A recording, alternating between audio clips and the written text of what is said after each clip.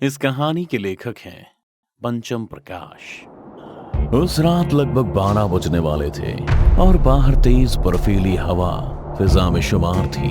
अपना पैक बनाते हुए जब मैंने खिड़की से बाहर देखा तो वहां रोशनी होते हुए भी कुछ नहीं दिख रहा था। उस रात मुझे पूरा यकीन था कि आज यहाँ से कोई नहीं गुजरेगा, इसलिए मैंने तसल्ली से अपनी तशरीफ को आराम से कुर्सी पर टिकाया और फिर बगल में टेबल पर रखे ग्रामोफोन पर अपना पसंदीदा धुन सुनने लगा कि तभी दरवाजे पर किसी ने दस्तक दी।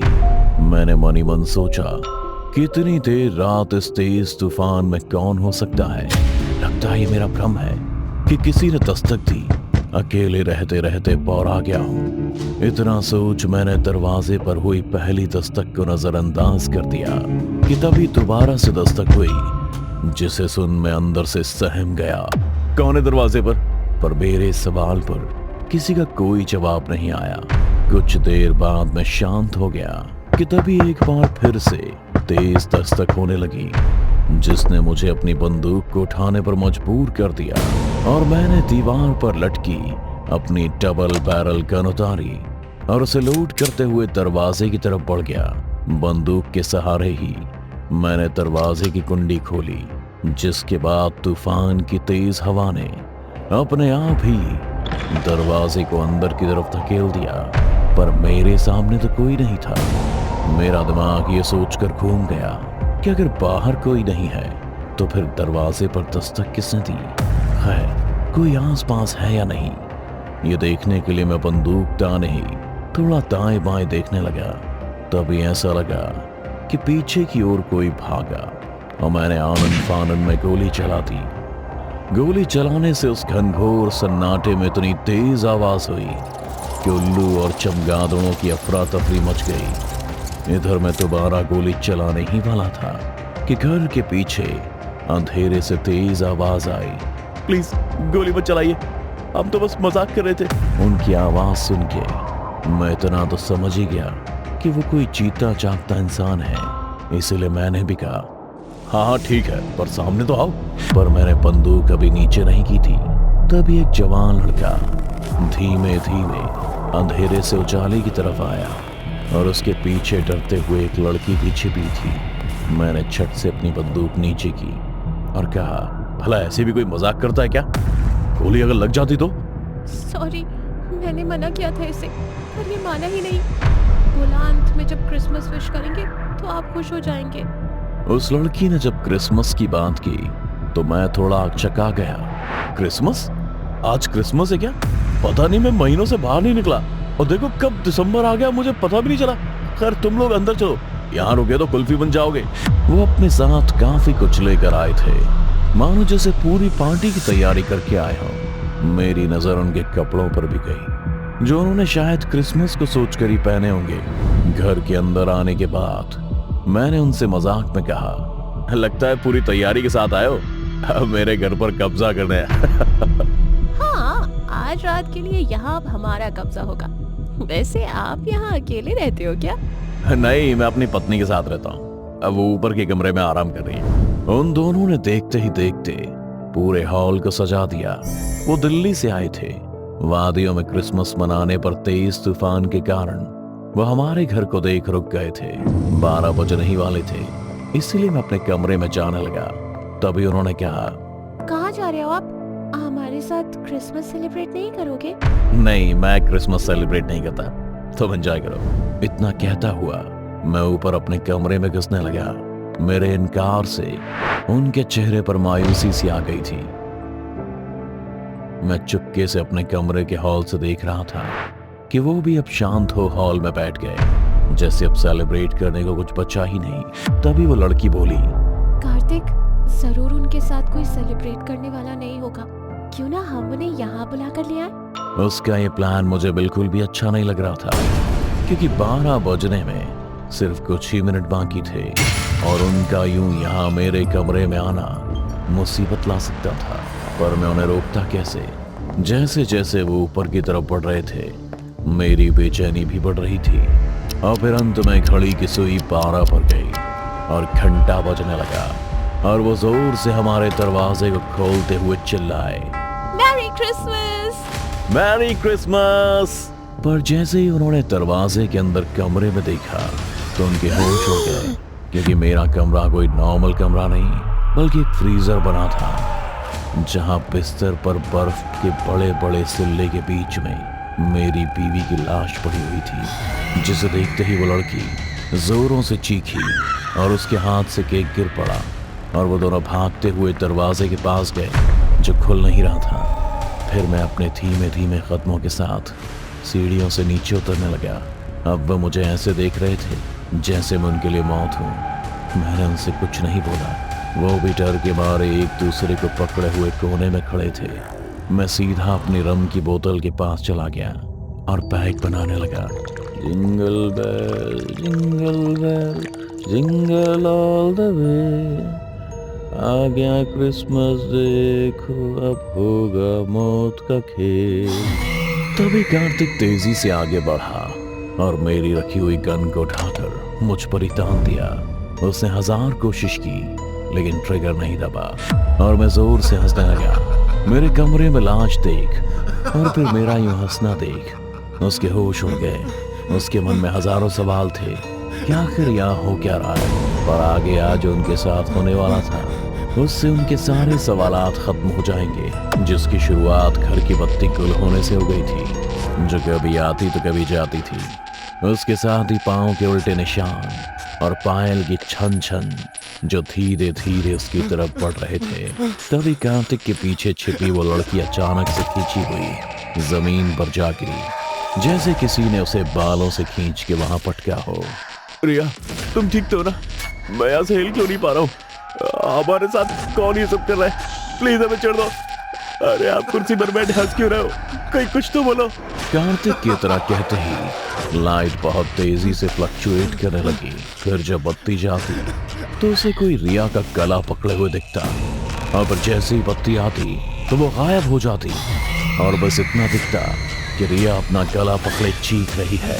तभी उसकी नजर हॉल में लगे मेरे और मेरी पत्नी की फोटो पर गई और वो चीखा, ये तो आपकी पत्नी है, क्यों मार रही है वो मेरी रिया को? आखिर क्या बिगाड़ा इसने? उसकी बात सुनते ही मैंने अपने ग्लास को जमीन पर दे मारा और चीखते हुए कहा, तो मेरी पत्नी ने किसी का क्या बिगाड़ा था?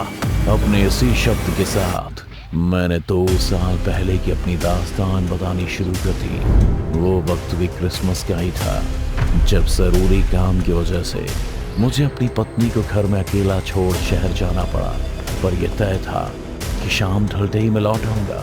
वो क्रिसमस की तैयारी किए दरवाजे पर बैठी मेरा इंतजार कर रही थी। शाम से रात हो गई पर मैं नहीं आया, क्योंकि लैंडस्लाइड की वजह से मैं रास्ते में ही कहीं फंस गया था। उधर मेरे घर के दरवाजे पर किसी की दस्तक हुई। मेरी पत्नी को लगा कि मैं हूं, पर दस्तक के बावजूद भी बाहर कोई नहीं था। उसे लगा कि शायद मैं मजाक कर रहा हूं, इसीलिए वो बाहर निकल मुझे ढूंढने लगी, पर मैं कैसे मिलता, क्योंकि मैं तो वहां था ही नहीं। इसीलिए वो वापस घर के अंदर चली गई और दरवाजा बंद कर ही रही थी कि उसे सामने थोड़ी दूरी पर एक सैंटा जैसा कुछ दिखा, जो अब उसकी तरफ ही बढ़ रहा था। वो दरवाजे पर ठहर उसे देखने लगी और जब पूरी तरह से दिखा तो पता चला कि वो कोई आम सैंटा नहीं बल्कि एक खूंखार सैंटा था, जिसने पीठ पर एक लाल बैग पकड़ा था और दूसरे हाथ में एक बड़ा रेंच। उसे देख मेरी बीवी बरखा ये समझ गई कि कुछ खतरा है, इसलिए वो दरवाजा बंद करने लगी। पर इससे पहले कि वो दरवाजा बंद कर पाती, उस सैंटा ने दरवाजे पर एक जोरदार लात मारी, जिसके झटके से बरखा जमीन पर गिरी। उसका सर घूमने लगा और सैंटा के रूप में आया वो दरिंदा मेरे घर में लूट मचाने लगा। उसने घर में रखे पैसे गहने सब लूट लिए और वापस जाते वक्त जब बरखा ने पांव से पकड़ उसे रोकने की कोशिश की तो उसने पाना घुमाया और सिर पर दे मारा। और तभी उसकी नजर बरखा के गले के मंगलसूत्र और उंगली में सोने की अंगूठी पर गई। फिर क्या था, वो दरिंदा उसके मंगलसूत्र को छीनने के लिए उस पर टूट पड़ा और अंत में उसे गले से नोच निकाला।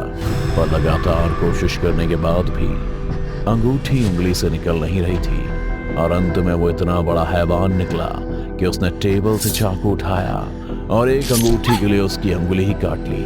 और फिर दोबारा उसने पाने से उस पर वार कर बरखा को वहीं तड़पता छोड़ भाग गया। जब मैं घर पहुंचा तो मुझे दरवाजा खुला मिला, जिसे देखकर ही मुझे कुछ गलत होने का एहसास हो गया। फिर जैसे ही मैं अंदर गया तो अपने चांद के टुकड़े को लहूलुहान पाया। उसने सब कुछ बताते हुए अंत में ये कहते हुए मेरी बाहों में चांद दे दी। रवीश, मैंने कहा था ना, अकेले छोड़कर मत जा मुझे।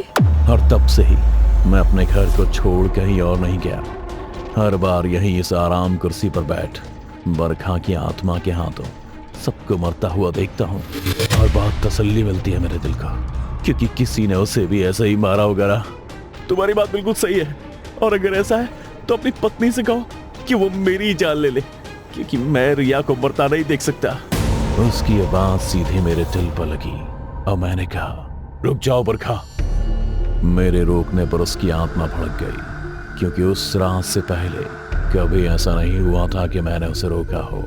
पर आज से पहले मुझे कार्तिक जैसा कोई भी नहीं दिखा जो अपने प्यार को बचाने के लिए खुद कुर्बान होना चाहता है। मैं तो हमेशा से यही देखता आ रहा हूं कि मौत को देख सब सिर्फ अपने बारे में ही सोचते हैं, पर कार्तिक नहीं, वो तो रिया के बारे में सोच रहा था। मैंने अपनी पत्नी की आत्मा को रोक तो लिया था, पर आगे क्या होगा ये इस बार मुझे भी नहीं पता था, क्योंकि मेरे रोकते ही उसके गुस्से से पूरा घर चीख उठा। बत्ती और तेजी से आने जाने लगी, शीशे टूटने लगे और मौसम और भी ज्यादा विकराल हो गया। तभी उसकी आत्मा ठीक मेरे मुंह के सामने आई और बोली, तू मेरा बदला तो ले नहीं सका और अब चाहता है मैं इसे भी न मारूं।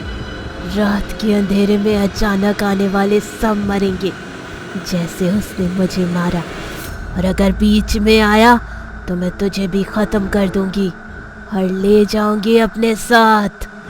बरखा के शब्दों ने मुझे अंदर से हिला दिया और तब मुझे एहसास हुआ कि इंसान और मरी हुई आत्मा का कोई मिलन नहीं और वो किसी के नहीं हो सकते। इसीलिए मैंने तभी ठान लिया कि भले ही मैंने अपने प्यार को खोया है, पर मैं कार्तिक की जिंदगी से उसके प्यार को जुदा नहीं होने दूंगा। बरखा की आत्मा ने रिया और कार्तिक को तड़पा कर मारना शुरू कर दिया और मुझे पता था कि वो रुकने वाली नहीं है। इसलिए मैं सीधे अपने कमरे में गया और जिस बरखा को मैंने 2 साल से संभाल रखा था उसे अग्नि देवता के हवाले कर दिया। तभी हॉल से जोर से चीखने की आवाज आई और मैं वहीं पहुंच गया जहां बरखा की आत्मा चलते हुए दर्द से धीरे धीरे खत्म हो रही थी। ये क्या किया तूने रवीश? अपनी बरखा को ही खत्म कर दिया तुमने।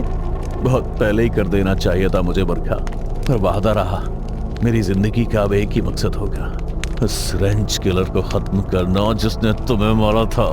मेरे इतना कहते ही बरखा की आत्मा पूरी तरह वहां से खत्म हो गई और मैं वहीं दर्द के मारे रोने लगा। तभी कार्तिक और रिया मेरे पास आए और मुझे संभालने लगे।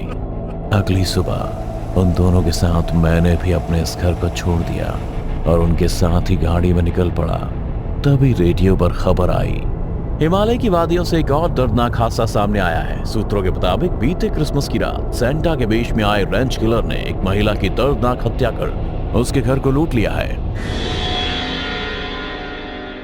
दोस्तों, अगर आपको हमारी कहानी अच्छी लगी हो तो लाइक, कमेंट और शेयर जरूर करें। साथ ही रेगुलर अपडेट के लिए चैनल को सब्सक्राइब करें। और अगर आपके पास भी कोई डर से भरी दमदार कहानी है तो भेजिए हमारे मेल एड्रेस पर अभी।